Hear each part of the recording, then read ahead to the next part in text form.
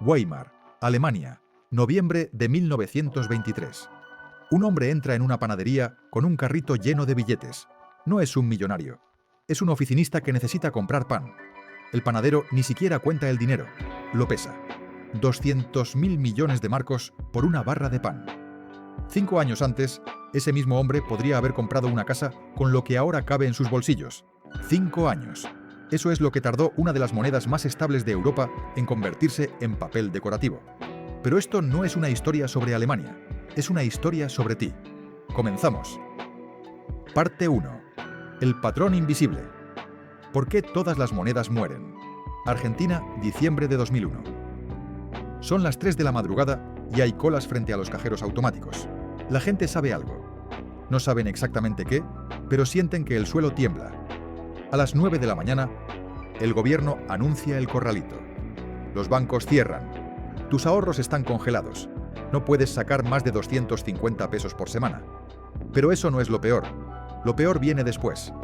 El gobierno convierte forzosamente tus dólares a pesos. Relación 1 a 1, dicen. 3 meses después, el peso vale 4 veces menos. Has perdido el 66% de tus ahorros sin mover un dedo, sin especular, sin arriesgar, simplemente por confiar en el sistema. Estados Unidos, 2025. La deuda nacional supera los 36 billones de dólares. El dólar ha perdido el 98% de su poder adquisitivo desde 1913. La Reserva Federal creó 5 billones de dólares en 2 años durante la pandemia. Las mismas autoridades que te aseguran que todo está bajo control son las mismas que aseguraron en Weimar que el marco era sólido. Las mismas que en Argentina prometieron que los ahorros estaban seguros. Las mismas que en Roma garantizaron que el denario mantendría su valor. Y en todos los casos, la historia terminó igual. Pero aquí está lo que nadie te dice. El colapso monetario no es un evento, es un proceso. Y ese proceso ya comenzó. La mayoría piensa en un colapso como algo dramático. Un día te despiertas y el dinero no vale nada. Pero la realidad es mucho más insidiosa. Es una serie de decisiones aparentemente razonables que te alejan cada vez más de la seguridad. Es creer que esta vez es diferente, cuando nunca lo es. Es posponer decisiones incómodas porque todavía hay tiempo, hasta que no lo hay. En Weimar, el colapso no comenzó en 1923. Comenzó en 1914 cuando el gobierno alemán decidió financiar la Primera Guerra Mundial con deuda en lugar de impuestos. Comenzó en 1918 cuando decidieron imprimir dinero para pagar las reparaciones de guerra. Comenzó en 1921 cuando la inflación ya era visible, pero los economistas del gobierno aseguraban que era temporal. Y en cada etapa, la mayoría de la gente creyó lo que quería creer, que el gobierno tenía un plan, que las instituciones eran sólidas, que Alemania era diferente. Había señales, siempre hay señales. Pero las señales no son lo que destruye a la gente. Lo que destruye a la gente es la necesidad psicológica de creer que el mundo que conocen seguirá existiendo mañana. Friedrich Köhler era ingeniero en Berlín. Había ahorrado durante 20 años. Tenía suficiente dinero para jubilarse cómodamente. En 1920, cuando la inflación comenzó a acelerarse, sus amigos le dijeron que comprara activos reales, propiedades, terrenos, cualquier cosa tangible. Pero Friedrich era prudente. Había vivido toda su vida siguiendo las reglas. El dinero estaba en el banco. El banco era seguro. El gobierno respaldaría la moneda. Eso es lo que decían los periódicos. Eso es lo que decían los expertos. En 1922, Friedrich finalmente decidió actuar. Pero para entonces, su dinero apenas alcanzaba para comprar una pequeña parcela en las afueras. Un año después, ni siquiera eso. Los ahorros de toda una vida se evaporaron porque creyó en la estabilidad cuando la estabilidad ya había muerto.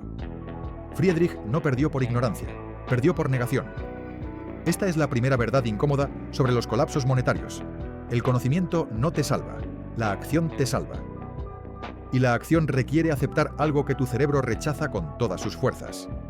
Que el sistema en el que confías puede romperse. Que las instituciones que parecen eternas son temporales.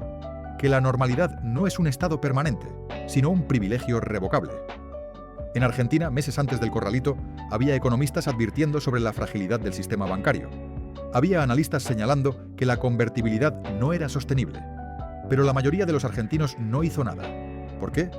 Porque hacer algo significaba admitir que vivían en un país al borde del colapso. Significaba cuestionar la narrativa oficial. Significaba parecer paranoico frente a amigos y familiares que creían en el sistema. Carlos Méndez era médico en Buenos Aires. Tenía ahorros en dólares depositados en el banco. En noviembre de 2001, su cuñado, que trabajaba en finanzas, le dijo que sacara el dinero inmediatamente. Carlos se rió. «Los bancos argentinos son sólidos», le dijo. «El gobierno no puede confiscar ahorros privados. Eso sería ilegal». Su cuñado sacó todo su dinero esa misma semana. Carlos esperó. Un mes después, su dinero estaba congelado. 6 meses después, valía 1/3 de lo que había ahorrado. Carlos no perdió por falta de información. Perdió porque actuar antes del colapso visible parecía una exageración. Y en todos los colapsos, la mayoría pierde exactamente por eso. Porque esperar confirmación significa esperar hasta que sea demasiado tarde. Aquí está el patrón que se repite en cada colapso monetario de la historia. Primero, hay negación. Esto no puede pasar aquí. Somos diferentes. Nuestra economía es más fuerte. Nuestras instituciones son más sólidas. Después hay falsa esperanza. Es temporal. El gobierno tiene un plan. La situación se estabilizará. Luego hay pánico. Tengo que sacar mi dinero. Tengo que protegerme. Pero para entonces, las ventanas de escape ya están cerradas. El verdadero colapso no ocurre cuando el dinero pierde valor. Ocurre mucho antes. Ocurre cuando pierdes la capacidad de actuar, cuando los bancos cierran, cuando los controles de capital se implementan, cuando las confiscaciones se legalizan. Para ese momento ya no tienes opciones, solo consecuencias. Y esto nos lleva a la diferencia fundamental entre tácticas y principios. Una táctica es una acción específica. Comprar oro, vender acciones, mover dinero al extranjero. Las tácticas dependen del contexto. Funcionan en ciertos momentos y fallan en otros. Requieren timing perfecto. Y el timing perfecto es imposible porque nadie puede predecir el momento exacto del colapso. Un principio es diferente. Un principio es una verdad fundamental que funciona independientemente del contexto. Los principios funcionaron en Roma cuando colapsó el denario. Funcionaron en Weimar cuando colapsó el marco. Funcionaron en Argentina cuando colapsó el peso. Y funcionarán en Estados Unidos cuando colapse el dólar. La mayoría de la gente busca tácticas. Quieren saber exactamente qué hacer, cuándo hacerlo, cómo cronometrar perfectamente la salida. Pero esa mentalidad es precisamente lo que los destruye, porque en un colapso las tácticas dejan de funcionar. Los mercados se congelan, las reglas cambian, las instituciones fallan. Todo el marco en el que se basaban tus decisiones tácticas desaparece. Los principios sobreviven porque no dependen de instituciones, no dependen de mercados líquidos, no dependen de gobiernos funcionales. Son verdades que operan incluso cuando todo lo demás falla. Y aquí está lo que hace que los principios sean tan poderosos. No requieren timing perfecto. No necesitas saber si el colapso vendrá en 5 años o en 15. No necesitas predecir el momento exacto. Simplemente te posicionas de acuerdo con lo que sabemos que sobrevive. Y cuando el colapso llega, estás protegido. Y si no llega, no has perdido nada, porque los principios también funcionan en tiempos estables. Pero hay algo más importante que entender sobre los colapsos, algo que casi nadie te dice porque es profundamente incómodo. Los colapsos no ocurren en un vacío moral. Ocurren en sociedades donde la mayoría sigue haciendo lo correcto según las reglas del sistema, incluso cuando el sistema está muriendo. En Grecia, durante la crisis de deuda de los años 2010, miles de personas siguieron pagando impuestos cuando ya no podían permitirse comer adecuadamente. ¿Por qué? Porque pagar impuestos era lo correcto, era lo legal, era lo que se esperaba de un ciudadano responsable. Pero el gobierno al que pagaban esos impuestos ya no podía garantizar servicios básicos. El contrato social estaba roto, pero la mayoría siguió actuando como si no lo estuviera. Esta es la trampa psicológica más devastadora de los colapsos. Seguir comportándote como un ciudadano del sistema viejo cuando ya vives en el sistema nuevo. Seguir confiando en instituciones que ya no pueden protegerte. Seguir siguiendo reglas que ya no se aplican de manera justa. Y aquí está la tensión moral que nadie quiere enfrentar. En todos los colapsos, quienes mejor sobreviven son quienes actúan antes de que sea socialmente aceptable hacerlo. Quienes sacan su dinero del banco antes del corralito son vistos como desleales. Quienes venden moneda local cuando el gobierno pide patriotismo son vistos como traidores. Quienes rechazan comprar deuda del gobierno cuando todos dicen que es segura son vistos como agoreros. Pero cuando llega el colapso, esas personas son las únicas que conservan sus activos, las únicas que pueden ayudar a sus familias, las únicas que tienen la capacidad de reconstruir. La pregunta no es si es moral proteger a tu familia antes de que el sistema colapse. La pregunta es si es moral no hacerlo. Porque al final, el sistema no te protegerá. El sistema se protegerá a sí mismo. Y tú serás el costo de esa protección. En todos los colapsos hay un punto de no retorno. Un momento después del cual ya no puedes cambiar de bando. Ya no puedes sacar tu dinero. Ya no puedes mover activos. Ya no puedes protegerte. Y ese punto siempre llega antes de lo que la gente espera. Siempre llega cuando todavía parece exagerado actuar. La verdadera pregunta no es si habrá un colapso en Estados Unidos. La historia nos dice que todas las monedas fiduciarias eventualmente colapsan. Todas, sin excepción. La pregunta es, cuando llegue ese momento, ¿en qué lado del punto de no retorno estarás?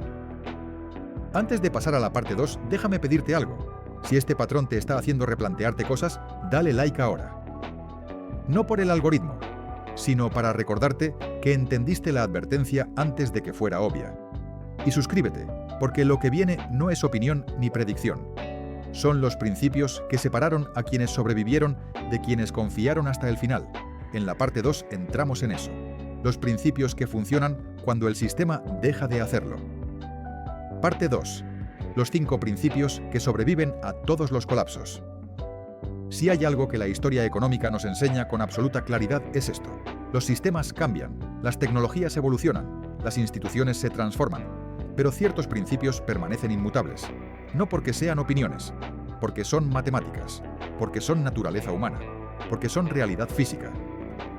Estos 5 principios han sobrevivido al colapso del Imperio Romano, a la hiperinflación de Weimar, a la Gran Depresión, a las crisis de Argentina, Venezuela, Zimbabue, Líbano. Han sobrevivido en monarquías, en democracias, en dictaduras. Han sobrevivido con oro como dinero y con papel como dinero, porque no dependen del sistema monetario. Dependen de verdades más profundas sobre qué es valor y cómo se preserva cuando todo lo demás desaparece. Principio 1. Los activos duros sobreviven. El papel arde. Esto no es una metáfora, es literal. En Weimar, los billetes se usaban para encender chimeneas porque tenían más valor como combustible que como dinero. Pero aquí está lo que realmente significa este principio.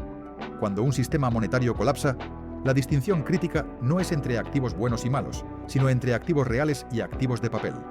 Un activo de papel es cualquier cosa que representa una promesa. Una acción es una promesa de ganancias futuras. Un bono es una promesa de repago. Un depósito bancario es una promesa de que el banco te devolverá tu dinero. Estas promesas funcionan en tiempos normales porque hay instituciones que las respaldan. Hay tribunales que las hacen cumplir. Hay mercados líquidos donde puedes convertirlas en dinero. Pero en un colapso, las instituciones fallan. Los tribunales se abruman. Los mercados se congelan. Y cuando eso ocurre, las promesas se vuelven incobrables. No importa lo que diga el papel. No importa lo que diga el contrato. Si no hay nadie que pueda hacer cumplir la promesa, el papel no vale nada. Anna Kaufmann vivía en Berlín en 1918. Tenía 100.000 marcos en el banco. Era una fortuna. Con ese dinero podía comprar 2 casas en el centro de la ciudad. Su hermano Klaus le rogó que comprara propiedades. El dinero es papel, le decía. La tierra es real. Pero Anna no le hizo caso. El banco era seguro. El marco era la moneda del Reich. Alemania era una potencia industrial. El dinero estaba respaldado por el gobierno. En 1923, esos 100.000 marcos no alcanzaban para comprar 1 kilo de mantequilla. Anna había conservado perfectamente su dinero. Cada marco estaba donde debía estar. Pero el marco ya no era dinero. Era papel con números impresos. Klaus, por su parte, había comprado un edificio de apartamentos en 1919. Pagó 40.000 marcos. En 1923, ese edificio seguía siendo un edificio. Seguía generando alquileres. Seguía siendo útil. El precio en marcos había subido a cifras astronómicas, pero eso era irrelevante. Lo importante era que el edificio era real. Ocupaba espacio físico. Cumplía una función. No dependía de la promesa de nadie. Este mismo patrón se repitió en Zimbabue a principios de los años 2000. La inflación alcanzó el 79.600 millones % mensual en 2008. Si tenías ahorros en dólares zimbabuenses, perdiste todo. Pero si tenías tierras, ganado, maquinaria, conservaste riqueza real. Un tractor en 2007 seguía siendo un tractor en 2009. Su precio en dólares zimbabuenses pasó de millones a trillones, pero el tractor mismo no cambió. Seguía arando. seguía produciendo valor. Argentina 2001 nos da otro ejemplo perfecto. Cuando el gobierno implementó el corralito y después convirtió forzosamente los dólares a pesos, quienes tenían dinero en el banco perdieron 2/3 de su valor en meses. Pero quienes habían comprado propiedades, aunque fuera con hipoteca, conservaron un activo real. La propiedad seguía existiendo, seguía cumpliendo su función. El precio en pesos cambió, pero la propiedad no. Aquí está la lección fundamental. En tiempos estables, los activos de papel son más convenientes, son líquidos, puedes venderlos fácilmente, puedes diversificar, puedes moverlos rápidamente. Pero en un colapso, la liquidez desaparece. Y cuando desaparece, solo importa una cosa. ¿Este activo existe independientemente del sistema financiero? Una acción no existe independientemente. Es un contrato legal cuyo valor depende de que las instituciones funcionen. Una propiedad sí existe. Ocupa espacio, cumple una función, no necesita tribunales para ser útil. Principio 2. Los activos productivos superan a los activos especulativos. Esta distinción es sutil pero devastadora. Un activo productivo genera valor por sí mismo. Una granja produce alimentos. Una máquina produce bienes. Un edificio de apartamentos produce vivienda. Estos activos tienen valor intrínseco porque satisfacen necesidades humanas básicas independientemente de lo que ocurra en los mercados financieros. Un activo especulativo solo tiene valor porque crees que alguien más pagará más por él en el futuro. No produce nada, no genera nada. Su valor es puramente relativo, puramente dependiente de la confianza, puramente basado en la expectativa de reventa. Durante la Gran Depresión, el mercado de valores cayó 89%. Si habías comprado acciones especulativamente, esperando que subieran, perdiste casi todo.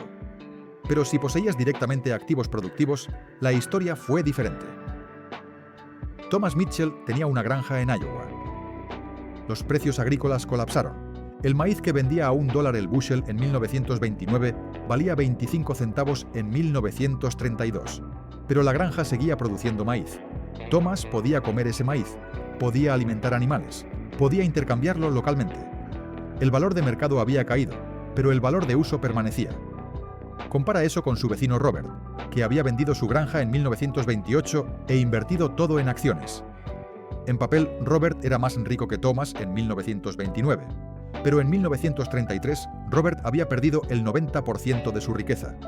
No tenía granja, no tenía producción, solo tenía certificados de acciones que valían una fracción de lo que había pagado.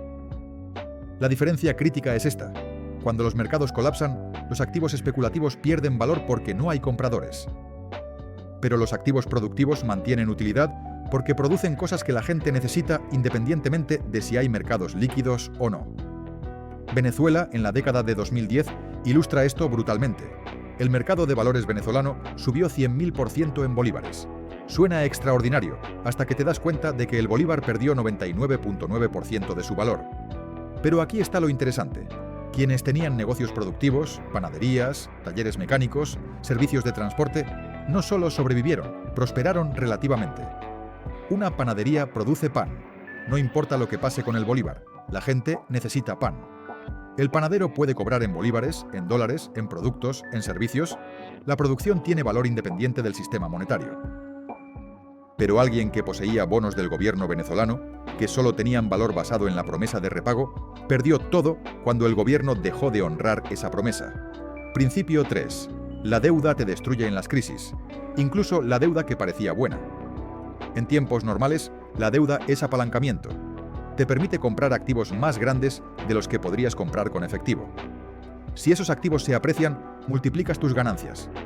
Los expertos financieros te dicen que la deuda inteligente es una herramienta de construcción de riqueza.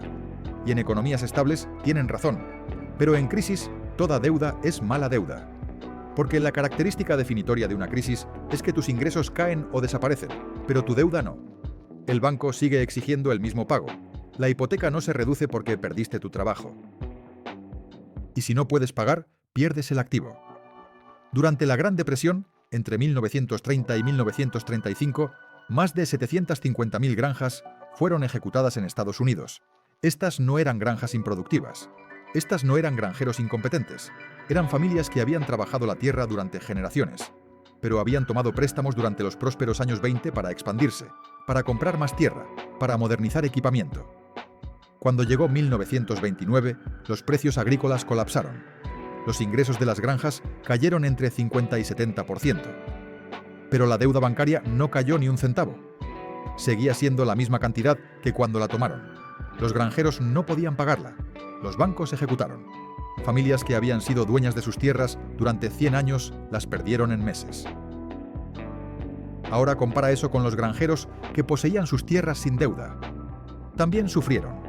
Los precios también colapsaron para ellos, pero podían sobrevivir con lo que la granja producía.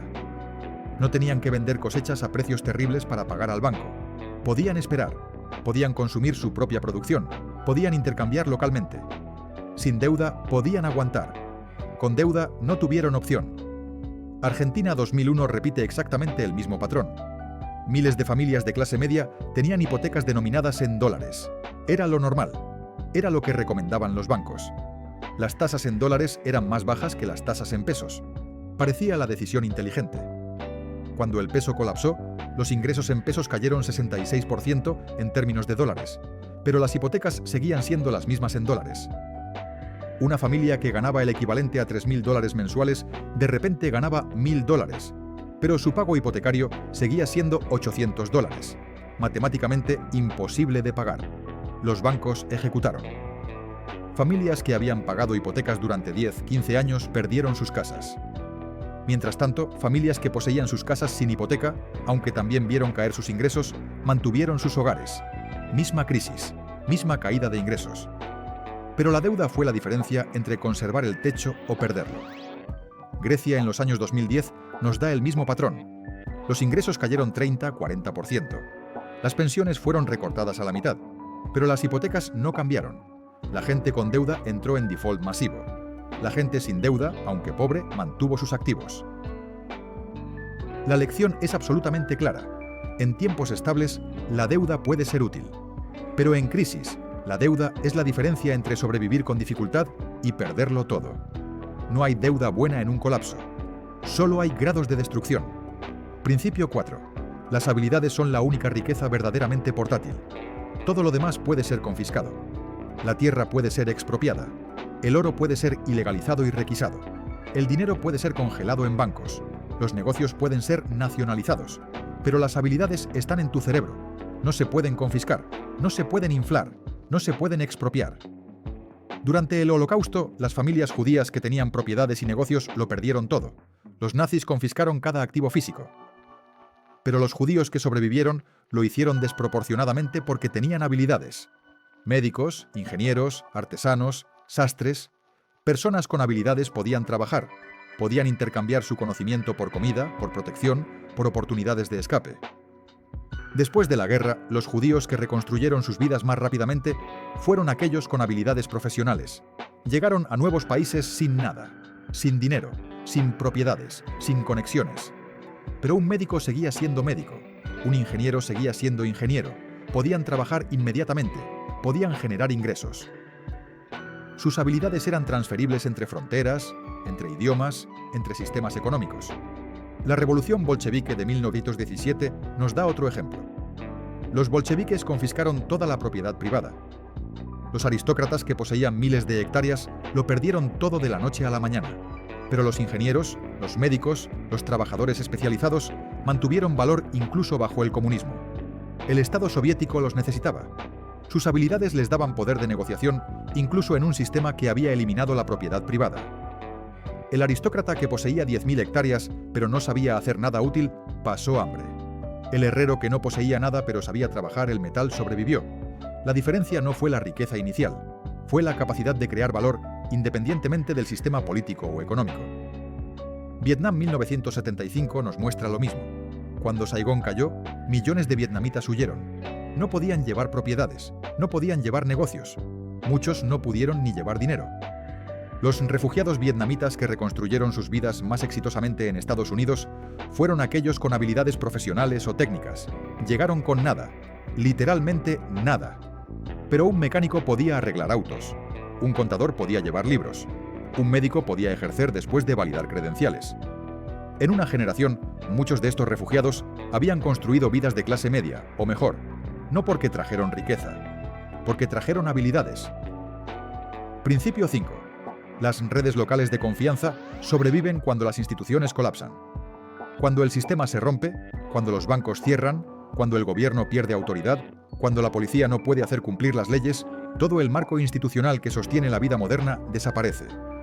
Pero los humanos no dejan de interactuar, no dejan de comerciar, no dejan de necesitar seguridad y cooperación. Simplemente revierten a sistemas más antiguos basados en confianza personal y redes locales. El colapso de la Unión Soviética en 1991 es el caso de estudio perfecto. De repente, un sistema que había controlado cada aspecto de la vida económica durante 70 años dejó de existir. El gobierno soviético se disolvió. La moneda se volvió inestable. Las cadenas de suministro se rompieron. Los supermercados quedaron vacíos. Los salarios y pensiones dejaron de pagarse. Los rusos que mejor sobrevivieron no fueron necesariamente los más ricos. Fueron aquellos integrados en redes locales fuertes. Familias que se ayudaban mutuamente. Vecindarios que organizaban intercambios. Comunidades que compartían recursos. Estas redes informales se convirtieron en el sistema económico real mientras las instituciones formales se desintegraban. Una persona aislada con dinero en el banco pasaba hambre. Una persona conectada con vecinos, con familia extensa, con comunidad local, podía intercambiar trabajo por comida, servicios por bienes.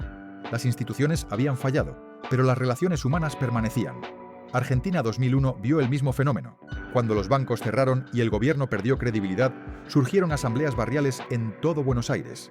Eran organizaciones completamente informales. Vecinos que se reunían para coordinar trueques, compartir recursos, organizar seguridad, resolver disputas. Estas redes locales se convirtieron más importantes que el gobierno durante meses. Líbano, desde 2019, nos muestra que este principio sigue vigente hoy. El sistema bancario libanés colapsó. La libra perdió 90% de su valor. El gobierno se volvió disfuncional. Pero Líbano no descendió al caos total. ¿Por qué? Porque la sociedad libanesa está organizada alrededor de fuertes redes familiares y religiosas. Estas redes proveen lo que el gobierno no puede: seguridad, intercambio económico, servicios sociales. El patrón es universal. Antes de las instituciones modernas, toda actividad económica ocurría a través de redes de confianza. Comerciabas con gente que conocías. Prestabas a gente que sabías que pagaría. Las instituciones modernas escalaron más allá de la confianza personal. Pero cuando fallan, revertimos al sistema anterior. En Estados Unidos 2025, la mayoría de la gente está institucionalmente conectada pero localmente aislada. Tienes cuenta bancaria pero no conoces a tus vecinos. Compras en supermercados pero no conoces a agricultores locales. Confías en la policía pero no conoces tu comunidad. Esta es una fragilidad catastrófica. Cuando las instituciones fallen, no tendrás red de respaldo. Estos 5 principios no son teoría. Son observaciones empíricas de cientos de colapsos a lo largo de miles de años. Los activos duros sobreviven porque son reales. Los activos productivos mantienen valor porque producen utilidad. La deuda destruye porque las obligaciones no caen cuando los ingresos caen. Las habilidades son portátiles porque están en tu cerebro. Las redes locales sobreviven porque los humanos siempre necesitan cooperar. Parte 3. ¿Cómo posicionarte antes de que la ventana se cierre? La belleza devastadora de estos principios es que no requieren timing perfecto. No necesitas predecir el momento exacto del colapso. No necesitas saber si vendrá en 5 años o en 20. Simplemente te posicionas de acuerdo con lo que sabemos que sobrevive y estás protegido independientemente de cuándo ocurra. Pero aquí está lo que la mayoría no entiende. Posicionarse según principios mejora tu vida incluso si nunca hay colapso. Esto no es apocalíptico, es simplemente sensato. Poseer activos duros en lugar de solo activos de papel significa que tienes cosas reales. Propiedades que puedes usar o alquilar. Equipamiento que produce valor. Activos tangibles que cumplen funciones. En tiempos normales, estos activos generan ingresos y se aprecian. En tiempos de crisis, sobreviven. No hay desventaja. Poseer activos productivos en lugar de puramente especulativos significa que tienes flujos de ingresos reales. Una propiedad de alquiler te paga cada mes. Un negocio que produce bienes necesarios genera ingresos constantes. En tiempos normales, esto es simplemente inversión inteligente. En crisis, es supervivencia. Eliminar deuda no significa empobrecerte. Significa tener resiliencia. Sin pagos de hipoteca, sin pagos de auto, sin deudas de tarjeta de crédito, tienes flexibilidad. Puedes sobrevivir con ingresos mucho menores. Puedes tomar riesgos profesionales. Puedes aguantar periodos difíciles. En tiempos normales, esto es libertad financiera. En crisis es la diferencia entre conservar tus activos o perderlos. Desarrollar habilidades prácticas no tiene desventaja en ningún escenario. Saber cultivar alimentos, reparar cosas, construir, proveer servicios médicos básicos, estas habilidades aumentan tus ingresos en tiempos normales y te salvan en crisis. Un médico gana bien en economía estable. En crisis, su habilidad es invaluable. Un mecánico tiene buen trabajo en tiempos normales. En colapso, su habilidad le da poder de intercambio. Construir redes locales significa tener comunidad, conocer a tus vecinos, desarrollar relaciones de reciprocidad, estar integrado en tu localidad. En tiempos normales, esto es simplemente calidad de vida. En crisis, es infraestructura de supervivencia. Estos principios no son sacrificios, son mejoras. Te hacen más resiliente, más independiente, más capaz ahora, y te protegen después. Pero la gran pregunta sigue siendo: si estos principios son tan obvios, si mejoran tu vida ahora y te protegen después, ¿por qué la mayoría no los sigue? La respuesta es incómoda, porque seguir estos principios requiere hacer cosas que parecen innecesarias antes de que sean obviamente necesarias. Requiere sacrificar conveniencia ahora por seguridad futura. Requiere ir contra la corriente social. Requiere admitir que el sistema puede fallar. La mayoría de la gente no sacará su dinero del banco hasta que haya filas en los cajeros, pero para entonces es tarde. No venderá activos de papel hasta que el mercado esté cayendo, pero para entonces no hay compradores. No eliminará deuda hasta que esté en problemas, pero para entonces no tiene capacidad de pago. El momento de actuar es antes de que parezca necesario, es antes de que sea socialmente aceptable, es cuando todavía parece exagerado. Y aquí está la trampa psicológica más peligrosa: las falsas recuperaciones. Los colapsos no son eventos lineales, son procesos con momentos donde parece que todo se está estabilizando. Weimar tuvo meses tranquilos entre fases de inflación. Argentina tuvo semanas donde parecía que el corralito se suavizaría. Estados Unidos ha tenido crisis en 2008, 2020, 2023, y cada vez el sistema aguantó. Estas falsas recuperaciones destruyen a más gente que las crisis mismas, porque refuerzan la creencia de que esta vez sobreviviremos otra vez. Crean complacencia exactamente cuando deberías estar más alerta. Friedrich Köhler esperó en Weimar porque hubo periodos de estabilización. Carlos Méndez esperó en Argentina porque el gobierno encontraría una solución. Millones de estadounidenses siguen esperando porque la Fed siempre ha manejado las crisis, hasta que no lo hace. El error fundamental es confundir aplazamiento con resolución. Que una crisis se haya contenido temporalmente no significa que se haya resuelto. Significa que se pospuso. Y cada posposición hace el eventual colapso más severo porque los problemas fundamentales crecen. La deuda estadounidense no está disminuyendo, está acelerando. Los déficits fiscales no se están cerrando, están expandiéndose. La creación monetaria no se ha detenido. Continúa. Estos son los mismos patrones que precedieron todos los colapsos históricos.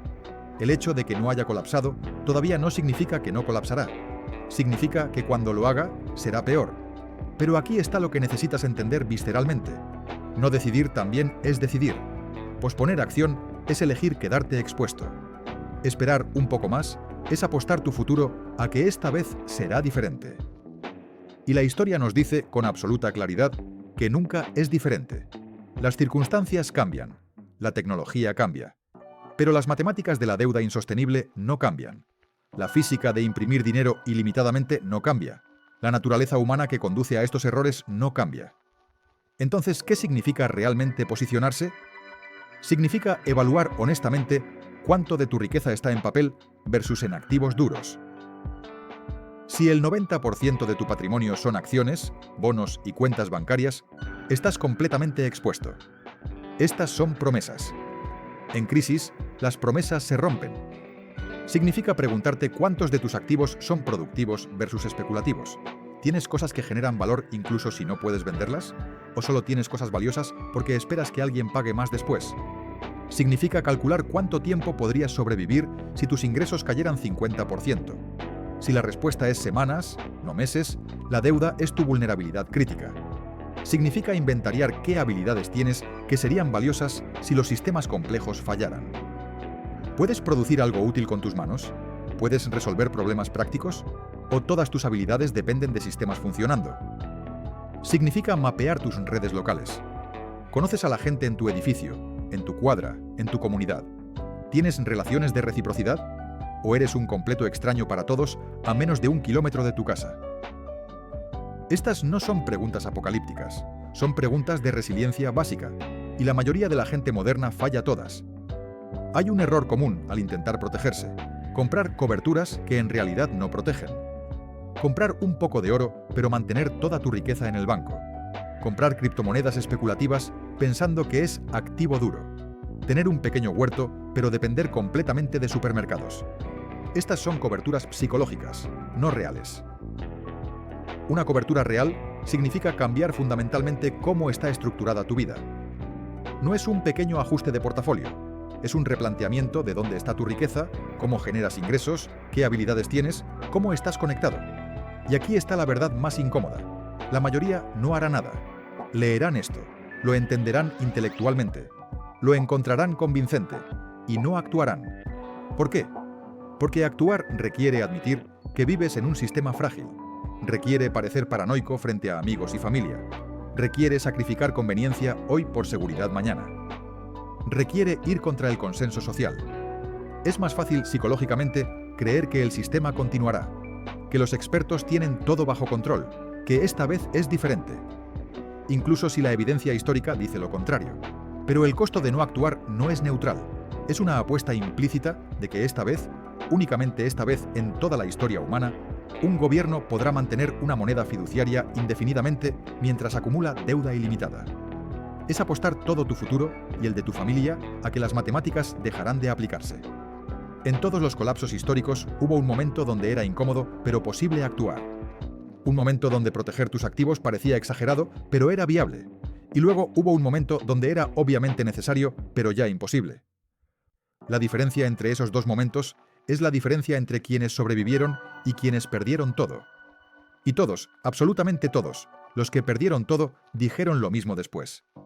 Vi las señales, entendí el riesgo, pero no creí que realmente pasaría, no hasta que fue demasiado tarde. Este no es un mensaje sobre hacerse rico, es un mensaje sobre no perderlo todo, porque en cada colapso la mayoría pierde todo. No porque sean estúpidos, porque siguieron tácticas que funcionan en tiempos normales, pero fallan catastróficamente en crisis. Los 5 principios son simples: activos duros sobre papel, productivos sobre especulativos, sin deuda, habilidades desarrolladas, redes locales construidas. No requieren timing perfecto, no requieren predecir el futuro, solo requieren aceptar que la historia se repite, que las matemáticas importan, que los sistemas pueden fallar, y requieren el coraje de actuar antes de que sea obvio, porque cuando sea obvio ya será tarde. La ventana todavía está abierta, pero las ventanas no permanecen abiertas indefinidamente, se cierran, y cuando se cierran rápido. La pregunta no es si habrá colapso, la historia nos dice que sí. La pregunta es si estarás posicionado cuando llegue, si habrás seguido principios que funcionan siempre, o si habrás seguido tácticas que solo funcionan cuando todo funciona. No se trata de paranoia, se trata de matemáticas, de historia, de aceptar que eres responsable de proteger a tu familia y que nadie más lo hará por ti.